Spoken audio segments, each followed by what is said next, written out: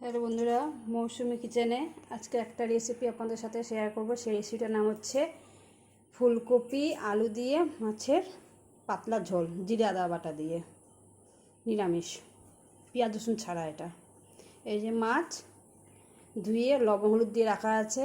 এখানে ফুলকপি আলু সেদ্ধ করে রেখেছি। এটা হচ্ছে সাদা তেল, হলুদ, লবণ, ধনে পাতা, আদা, লঙ্কা, জিরে, টমেটো কুচি আর পরিমাণ মতন জল দেবো ঝোলের জন্য। এই উপকরণ দিয়ে আমি আজকে মাছের ঝোলটা করব। এখন আমি মাছটার মধ্যে হলুদ মাখানো হয়ে গেছে, আমার তেলটাও গরম হয়ে গেছে। দেখুন, আর একটু তেল দিয়ে দিচ্ছি। এবার আমি মাছটা দিয়ে দেবো।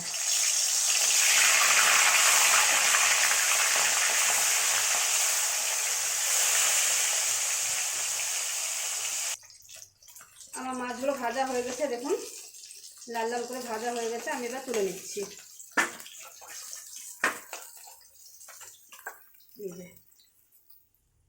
এবার আমি ফুলকপিটা ভেজে নেব।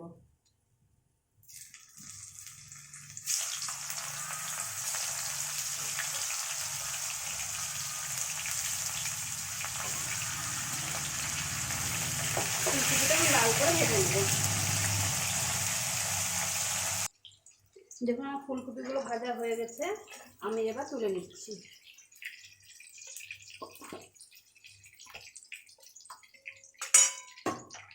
এবার আমি আলুটা ভেজে নেব।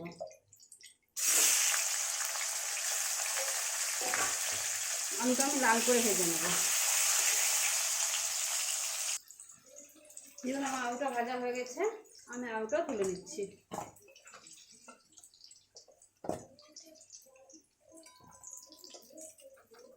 এই যে আলু ফুলকপি ভাজা রেডি। এর মধ্যে আমি জিরে আদা লঙ্কাটা দিয়ে দিচ্ছি।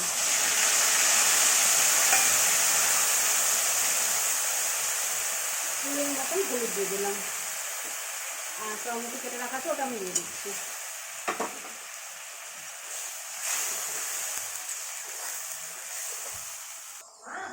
এবার আমি আলুটা এর মধ্যে দিয়ে দিচ্ছি। আলুটাও আমি একটু কষিয়ে নেব এর মধ্যে। ছুটি নেব। এবার আমি অল্প পরিমাণে লবণটা দিয়ে দিয়েছি।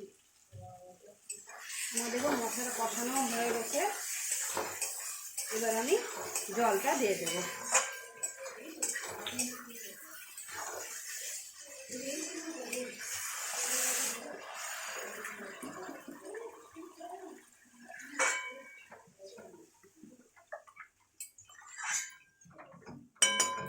এবার আমি এটা ঢেকে দেবো। এবার আমি ঢাকনা তুলে দেখবো কত দূর হচ্ছে।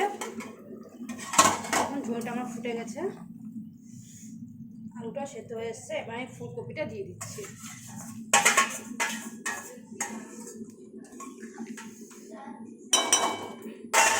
এবার আমি এই মাছটাও দিয়ে দেবো।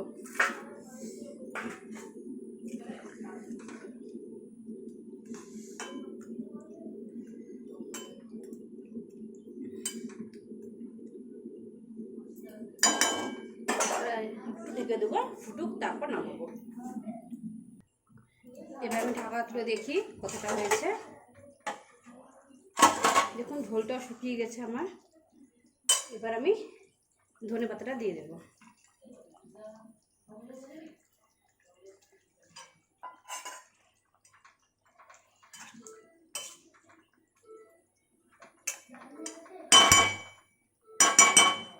এবার এটা আমি ঢেকে দিলাম। আমার এটা হয়ে গেছে। গ্যাসটা বন্ধ করে দিলাম। এটা আমার হয়ে গেছে। আমার মাছের ঝোলটা হয়ে গেছে ফুলকপি দিয়ে, পেঁয়াজ রসুন ছাড়া। এই রেসিপিটা যদি আপনাদের ভালো লাগে, আপনার বাড়িতে করে খাবেন। এইভাবে মাছের ঝোল করতে গেলে খুব ভালো লাগে খেতে।